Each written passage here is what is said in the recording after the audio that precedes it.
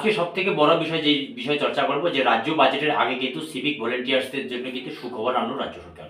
উত্তরবঙ্গের সফরস্থিরে রাজ্যের মুখ্যমন্ত্রী মমতা বন্দ্যোপাধ্যায় নবান্নের জরুরিকালীন বৈঠকে কিন্তু সিভিক ভলেন্টিয়ার্সদের জন্য রাজ্য বাজেটে 2 থেকে 3 হাজার টাকা বৃদ্ধির কথা ঘোষণা করলেন। এবং তিনি তরুণ রাজ্যের মুখ্যমন্ত্রী, তিনি উত্তরবঙ্গে থাকাকালীন অবস্থায় তিনি জানার চেষ্টা করেছিলেন যে রাজ্য বাজেটে কেন্দ্রে নরেন্দ্র মোদী সরকার 1 জানুয়ারি বাজেট এবং রাজ্য শুরু হবে কিন্তু 12 ফেব্রুয়ারি বাজেট। 2 সপ্তাহ ধরে কিন্তু বাজেট চলবে এবার রাজ্যে।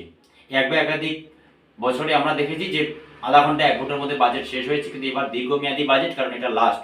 এই পরিস্থিতিতে সিভিক ভলেন্টিয়ার্সদের দীর্ঘদিনের যে লঞ্চিত, দীর্ঘদিনের যে তারা বেতন বৃদ্ধির জন্য যে বারবার চেষ্টা চালিয়েছিল, রাজ্যের কাছে আবেদন জানিয়েছিল, কিন্তু বেতন বৃদ্ধি হয়নি। কিন্তু আগামীতে রাজ্য বাজেটে সিভিক ভলেন্টিয়ার্সদের জন্য এককালীন বেতন বৃদ্ধির হতে পারে রাজ্য বাজেটে। রাজ্যের মুখ্যমন্ত্রী অনুমোদন সাপেক্ষ নবান্ন সরাসরি এটি মুখ্যমন্ত্রীর নজরে এনেছিল মুখ্য সচিব, এবং তারপরে কিন্তু নবান্ন থেকে রাজ্যের অর্থ দপ্তরে অনুমোদন পেশ হয়েছে।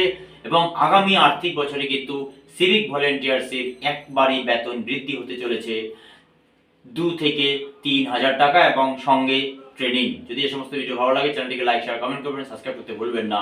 আজ এ পর্যন্তই।